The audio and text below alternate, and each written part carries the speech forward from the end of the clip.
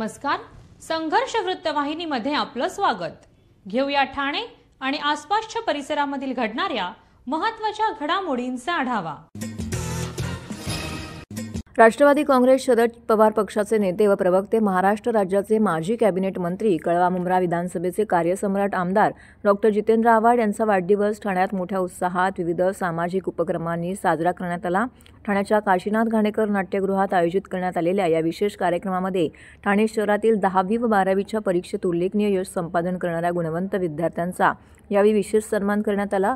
या गुणवंत विद्यार्थ्यांना लकी ड्रॉच्या माध्यमातून पारितोषिके देण्यात आली. विशेष म्हणजे अनेक विद्यार्थ्यांना लॅपटॉपचं वाटप देखील करण्यात आलं. या उपक्रमामुळे विद्यार्थ्यांमध्ये मोठा उत्साह निर्माण झाला होता. सदर कार्यक्रमात अनिल थत्ते यांच्या वतीने विद्यार्थ्यांना अभ्यास, करिअर आणि मूल्याधिष्ठित शिक्षणावरती मार्गदर्शन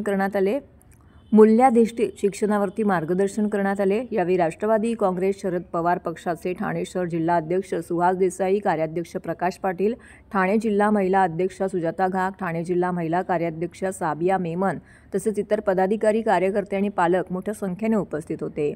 डॉ. जितेंद्र आव्हाड यांनी विद्यार्थ्यांना मार्गदर्शन करताना सांगितलं की शिक्षण हेच खरे शस्त्र आहे. तुमच्यातील प्रत्येकामध्ये समज बदलण्याची ताकद आहे. जिद्द, मेहनत आणि चिकाटीच्या जोरावर तुमचं यश नक्की आहे. या कार्यक्रमानंतर उपस्थित मान्यवरांनी नागरिकांनी आव्हाड यांना वाढदिवसाच्या शुभेच्छा दिल्या. यावेळी मोठ्या संख्येने नागरिक, शैक्षणिक, सामाजिक क्षेत्रातील मान्यवरांनी उपस्थित राहून या कार्यक्रमाची शोभा देखील वाढवली. त्यांना शेण मारलं, त्यांना दगडं मारली, त्यांचा खून करण्याचा प्रयत्न केला. पण या दाम्पत्याने, इंग्रजीमध्ये नेहमी म्हटलं जातं, हिस्ट्री रिपीट्स इटसेल्फ. इतिहासाची पुनरावृत्ती होत असते. इतिहास पुसता येत नाही. इतिहासातनं धडे घ्यायचे असतात आणि इतिहासातनं शिकून पुढे जायचं असतं. भारताचा इतिहास शिकण्यासारखा आहे. भारताचा इतिहास आत्मसात करण्यासारखा आहे आणि तो आत्मसात करून पुढे जाण्यासारखा आहे. आणि म्हणून तुमच्याशी अधिक न बोलता मित्रांनो, मिळालेल्या संधीचा वापर करा. आईवडिलांचा सन्मान करायला शिका. हे इतरत्र गावभर जाऊन पायाला हात लावता ना, ते बंद करा. हा नेता दिसला लाव पायाला हात, तो नेता दिसला लाव पायाला हात. पाय फक्त एकाचेच पडायचे असतात, आई वडील आणि देव. कारण ते आई वडीलच तुमच्यासाठी झटत असतात. तेच तुमच्यासाठी मेहनत करत असतात.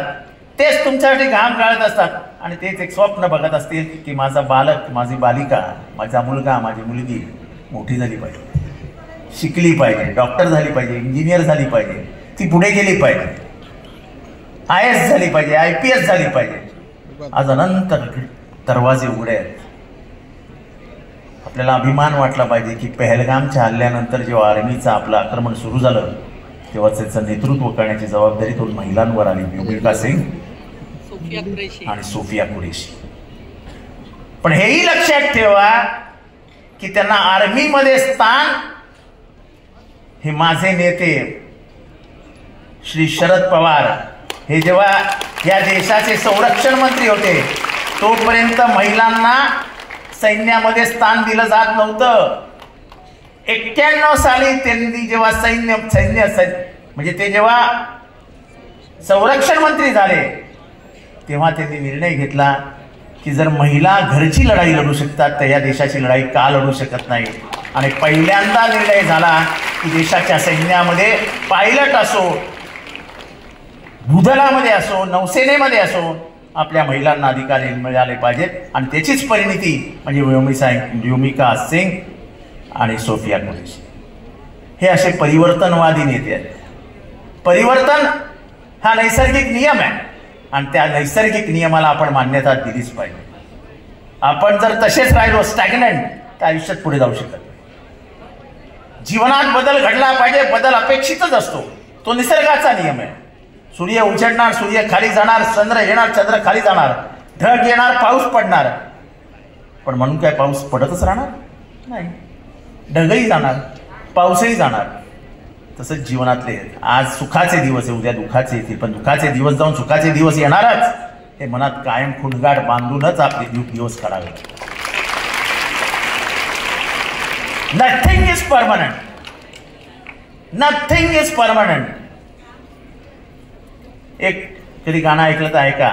याद रख सिकंदर के हौसले तो आली थे, जब गया था दुनिया से दोनों हाथ खाली थे.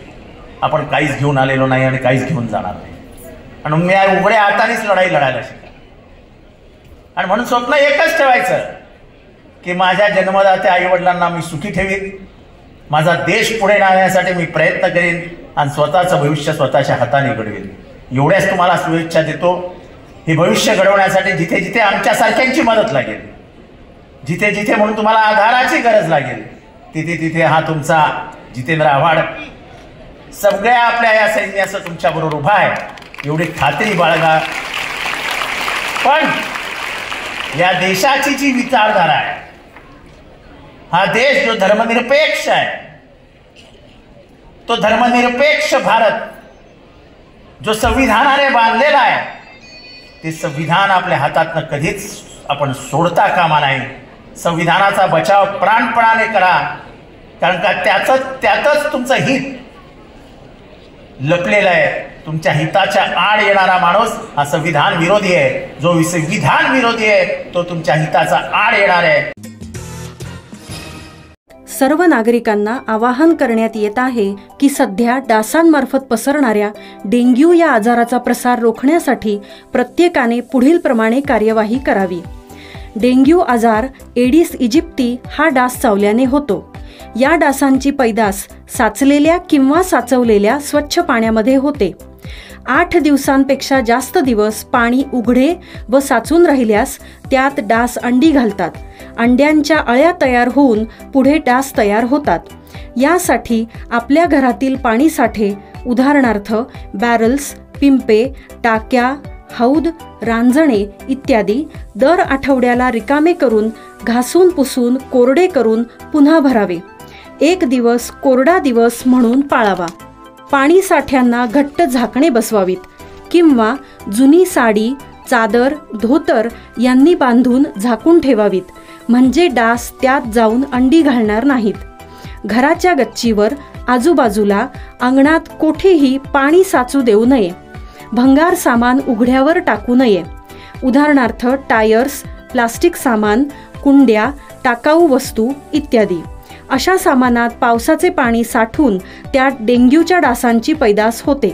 घरातील कूलर्स, फ्रीजच्या पाठीमागील ट्रे हे देखील वेळोवेळी कोरडे करावेत. लक्षात ठेवा, नुसत्या फवारणीने डास घनता कमी होत नाही, तर त्यासाठी डास पैदास ठिकाणे नष्ट करणे ही आपल्या सर्वांची जबाबदारी आहे. कोणताही ताप अंगावर न काढता जवळच्या शासकीय रुग्णालयात मोफत औषधोपचार घ्या. अशा प्रकारे नागरिकांनी सहकार्य केल्यास डेंग्यूचा प्रसार रोखणे सहज शक्य आहे.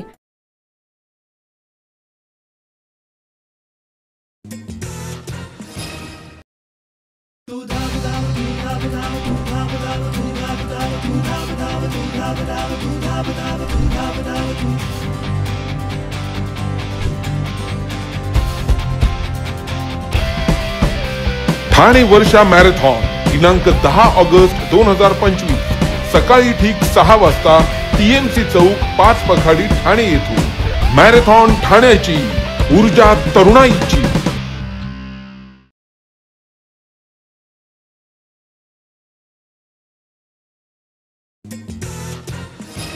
कालिटका शिवाजी या चित्रपटाविरोधात सर्व शिवप्रेमी संघटना एकत्र येऊन ठाणे जिल्हाधिकारी श्रीकृष्णनाथ पानसळ यांना या चित्रपटाला सर्व चित्रपटगृहात बंदी घालण्याबाबत निवेदन दिलं आहे. या चित्रपटाच्या ट्रेलरमध्ये छत्रपती शिवाजी महाराजांच्या ऐतिहासिक व्यक्तिमत्वाबद्दल अनेक खोटे आणि अनैतिहासिक दावे करण्यात आलेले आहेत. उदाहरणार्थ, महाराजांच्या सैन्यात 35% मुसलमान सैनिक होते, त्यांच्या अंगरक्षकांपैकी 11 मुसलमान अंगरक्षक होते आणि महाराजांनी रायगड किल्ल्यावर मुसलमान सैनिकांसाठी मस्जिदसुद्धा बांधली होती. शिवाय शीर्षकातच छत्रपती शिवाजी महाराजांचा एकेरी उल्लेख केलेला आहे, त्यामुळे शिवप्रेमींच्या भावना दुखावल्या आहेत. त्यामुळे जर हा चित्रपट प्रसारित करण्यात आला तर समाजामध्ये तेढ निर्माण होण्याची शक्यता असून सार्वजनिक धोका निर्माण होऊ शकतो. या अनुषंगाने आपण सर्व चित्रपटगृहाच्या मालकांना हा चित्रपट प्रसारित न करण्याच्या सूचना देण्यात याव्यात. तसेच या चित्रपटाचे निर्माते, लेखक, दिग्दर्शक, प्रसारमाध्यमे तसेच या चित्रपटाचे निर्माते, लेखक, दिग्दर्शक, प्रसारमाध्यमे तसेच हा चित्रपट परदेशी पाठवून शिवरायांच्या इतिहासाची तोडमोड करण्यात सामील असलेली सर्व ज्युरी, अधिकारी, मंत्री तसेच अन्य संबंधितांवरती अफवा पसरवणे, अपप्रचार करणे, धार्मिक भावना दुखावणे, धार्मिक स्थळांवरती अपप्रचार करणे याविरुद्ध कायदेशीर कारवाई करावी याबाबत या निवेदनामध्ये मागणी केली आहे. मागणी मान्य न झाल्यास राज्यभर तीव्र आंदोलन छेडण्यात येईल व चित्रपट प्रसारित होऊ न देण्यासाठी योग्य ती पावले उचलू असं सांगण्यात आलंय. या प्रसंगी शिवशंभू विचार मंचचे ॲडव्होकेट अनमोल जाधव, शिवसंस्कृती प्रतिष्ठान ठाणेचे दत्ता घाडगे, शिवराज मंचचे भूषण साटम, शिवराज्याभिषेक समारोह समितीचे शंतनू खेडेकर, शिवस्वराज्य संस्थेचे सुनील नरे, संतोष भोईर इत्यादी शिवप्रेमी संघटनेचे सर्व प्रमुख पदाधिकारी आणि कार्यकर्ते येथे उपस्थित होते. सगळ्या शिवप्रेमी संघटनातर्फे एक कलेक्टरना निवेदन देतो आम्ही. जो खालीद का शिवाजी आज पिक्चर फिल्म येते, एक लक्षात घ्या की ज्या ब्रिगेडी लोकांनी पुस्तक लिहिली त्याचा संदर्भ देऊन कुठंतरी आता आपण बघितलं की जे लँड जिहाद असेल, लव जिहाद असेल, सगळं मुस्लिमीकरण चालू आहे. आता कुठंतरी रायगड असेल किंवा छत्रपती शिवाजी महाराज असेल यांच्या पर्यंत हे लोक जाऊन पोचलेले आहेत. त्याच्यामुळं ह्या सगळ्या गोष्टींना चुकीचा इतिहास लोकांपर्यंत मांडण्याचा उपक्रम आहे या खालीद का शिवाजीच्या माध्यमातून होत आहे. महाराजांचे सरदार मुस्लिम होते, हे होते. छत्रपती शिवाजी महाराजांनी ज्या हिंदवी स्वराज्याची स्थापना केली त्यांनाच कुठंतरी ह्या सगळ्या मुस्लिमीकरणाचा विळखा पसरवून सगळा खोटा इतिहास लोकांसमोर मांडायचा जो काही उपक्रम राबवलाय त्याला सगळ्या शिवप्रेमींची विरोध आहे. आम्ही सगळ्या शिवप्रेमी संघटनांचे पदाधिकारी या सगळ्या गोष्टीला विरोध करतोय आणि राज्यभरातून प्रत्येक कलेक्टरला आज निवेदन देण्याचा उपक्रम आम्ही केलेला आहे आणि कुठल्याही परिस्थितीत हा फिल्म प्रदर्शित होऊ देणार नाही, त्यासाठी आम्ही प्रयत्नशील असणार आहे. कसं आहे की महाराष्ट्र हा छत्रपती शिवाजी महाराजांना दैवत मानतो आणि महाराजांचे गुरु हे नाही आहेत. महाराजांना कमी लेखण्यासाठी त्यांच्यासोबत जो वाघ्या कुत्र्याचा पुतळा ही म्हणजे महाराजांना मानणाऱ्या लोकांमध्ये दोन विचारधारा क्रिएट करण्यासाठी आणि वादविवाद तयार करण्यासाठी कुठंतरी या पिक्चरची निर्मिती झालेली आहे आणि हे कधीही महाराष्ट्रातील शिवप्रेमी लोक कदापि सहन करणार नाही. आणि लोक आता चांगले सुशिक्षित आहेत, सगळ्या गोष्टी माहिती आहेत. आम्ही सुद्धा शाळेत शिकलो, आतापर्यंत असा कधी आम्ही इतिहासात वाचलं नाही किंवा हे नाही केलं. मात्र आता गेल्या 15-20 वर्षापासून खोटा इतिहास जो आहे की खरा करून दाखवण्याचा जो प्रयत्न आहे आणि हा पिक्चर म्हणजे त्याच्यातलाच एक प्रयत्न आहे असं आम्हाला वाटतं. त्याच्यामुळं हा पिक्चर प्रदर्शित केला जाणार नाही, त्याच्यासाठी आम्ही तीव्र आंदोलन छेडू. च्या माध्यमातून खालीद का शिवाजी या चित्रपटाला विरोध करण्यासाठी आम्ही जमलेलो आहोत. जिल्हाधिकारी कार्यालयात हे एक निवेदन आम्ही सुपूर्द केलेलं आहे जेणेकरून हा चित्रपट प्रदर्शित होऊ नये. छत्रपती शिवाजी महाराजांचा समकालीन इतिहास हा समकालीन ग्रंथांमध्ये वेगवेगळ्या संदर्भ साधनांनी लिहिला जातो आणि त्याला छेद देऊन खोटा इतिहास पसरवण्याचं काम ह्या चित्रपटाच्या माध्यमातून होत आहे. 35% मुसलमान छत्रपती शिवाजी महाराजांच्या सैन्यात होते, 11 अंगरक्षक मुसलमान होते. त्याचबरोबर छत्रपती शिवाजी महाराजांच्या रायगडावरती म्हणजे हिंदू पदपातशाहीचं सिंहासन ज्या किल्ल्यावरती स्थापन झालं त्या किल्ल्यावरती छत्रपती शिवाजी महाराजांनी मशीद बांधली. अशा प्रकारची विधानं ह्या चित्रपटाच्या माध्यमातून समाजापर्यंत पोहोचवण्याचा प्रयत्न होत आहे. हा चित्रपट कुठल्याही परिस्थितीत प्रकाशित होऊ नये, तर प्रदर्शित होऊ नये ह्याच्यासाठी आपण जिल्हाधिकारी कार्यालयामध्ये आलो आहोत आणि हे निवेदन आपण देत आहोत. महाराष्ट्रामध्ये सगळीकडे हा चित्रपट जिथे जिथे जाणार आहे तो प्रदर्शित होऊ नये आणि अशा प्रकारे जे पुढच्या पिढीला खोट्या विमर्शाच्या माध्यमातून दिशाभूल करून इतिहासाचं विकृतीकरण केलं जाणार आहे हे थांबवण्यासाठी त्वरित राज्य सरकारने त्याचबरोबर सांस्कृतिक कार्य मंत्रालयाने ह्याच्यामध्ये पुढाकार घ्यावा. आपण याच माध्यमातून वेगवेगळ्या संघटनांनी एकत्र येऊन अगदी सेन्सॉर बोर्डला देखील सांगितलेले आहे की ह्या चित्रपटाला त्वरित मागे घेण्यात यावं आणि हा चित्रपटावरती सगळ्याच माध्यमांमधनं बंदी आणावी. अगदी OTT प्लॅटफॉर्मवरती देखील हा चित्रपट प्रदर्शित होऊ नये अशा सगळ्याच हिंदू संघटनांची, शिवप्रेमी संघटनांची एक विनंती या निमित्ताने आहे. विद्यार्थी हे देशाचं भविष्य आहे, तर शिक्षण हा विद्यार्थ्यांचा मूलभूत हक्क आहे. परंतु ठाण्यात शिक्षण व्यवस्थाच कोलमडली असून विद्यार्थी व शिक्षक उपाशी आणि सरकार मात्र तुपाशी असल्याचा आरोप ठाणे शहर जिल्हा काँग्रेसचे अध्यक्ष विक्रांत चव्हाण यांनी केला आहे. शाळेची दुरावस्था झाली आहे, त्याचबरोबर एकही शालेय योजना धड सुरू नसून महायुती सरकारने विद्यार्थ्यांना मूलभूत सुविधांपासून देखील वंचित ठेवत एक प्रकारे ठाण्यात शिक्षणाच्या आईचा घो करून ठेवला आहे. तेव्हा उपमुख्यमंत्र्यांच्या ठाण्यातच जर अशी अवस्था असेल तर राज्यातील शिक्षण व्यवस्थेचे काय धिंडवडे निघत असतील याकडे लक्ष वेधून काँग्रेसने थेट मुख्यमंत्री देवेंद्र फडणवीस यांनाच साकडं घातलं आहे. ठाणे शहर काँग्रेसने पत्रकार परिषद घेऊन ठाणे महानगरपालिका क्षेत्रातील शिक्षण समिती तसेच महानगरपालिका व खासगी अनुदानित व विना अनुदानित शाळांच्या विविध समस्या तसेच सरकारच्या अपयशी धोरणांबाबत वाचा फोडली आहे. यावेळी काँग्रेसचे शहर अध्यक्ष विक्रांत चव्हाण, काँग्रेसचे प्रवक्ते हिंदूराव गळवे, प्रदेश सदस्य भालचंद्र महाडिक, JB यादव, रवींद्र कोळी, स्मिता वैती, महेंद्र म्हात्रे, शशिकांत कोळी, जयेश परमार, जावेद शेख उपस्थित होते. यावेळी विक्रांत चव्हाण यांनी म्हटले की ठाण्यातील शिक्षण व्यवस्थेचे वाभाडे काढले. ठाणे महानगरपालिका क्षेत्रामध्ये एकूण 769 खासगी अनुदानित विना अनुदानित मनपा शाळा असून त्यामध्ये 95 प्राथमिक तर 7 माध्यमिक अशा एकूण 102 शाळा ठाणे महानगरपालिकेच्या तर 209 खासगी अनुदानित आणि 560 विना अनुदानित शाळा आहेत. 2014 साली शिक्षण मंडळ बरखास्त करून सरकारने शिक्षण समितीमार्फत कारभार हाकण्यास सुरुवात केली. मात्र तेव्हापासूनच शैक्षणिक अधोगती सुरू झाल्याकडे विक्रांत चव्हाण यांनी लक्ष वेधलं आहे. ठाणे महानगरपालिका शाळांच्या एकूण 76 इमारतींपैकी सद्यस्थितीमध्ये एकूण 70 इमारती कार्यरत असून उर्वरित 7 शाळांची दुरावस्था बनल्याने विद्यार्थ्यांना जीव मुठीत धरून शाळेत बसावं लागतंय. ठाणे महानगरपालिकेला 349 कोटी 34 लाख इतके अनुदान प्राप्त झालं होतं, तरीही विद्यार्थी आणि शिक्षकांच्या हाती दत्तुरा मिळत असल्याचा आरोप काँग्रेसने केला आहे आणि स्वतः मुख्यमंत्र्यांनीच या अवस्थेकडे लक्ष द्यावं अशी मागणी थेट आता निवेदनाद्वारे केली आहे. ठाणे महानगरपालिका क्षेत्रातील शिक्षण क्षेत्रातील दर्जा घसरलेला आहे. विद्यार्थी अनेक योजनांपासून वंचित आहेत. विद्यार्थ्यांची सुरक्षा किंवा विद्यार्थ्यांचं आरोग्य आणि स्वास्थ्य हे धोक्यात आलेलं आहे. याची प्रमुख कारणं आम्ही आज विशद केलेली आहेत.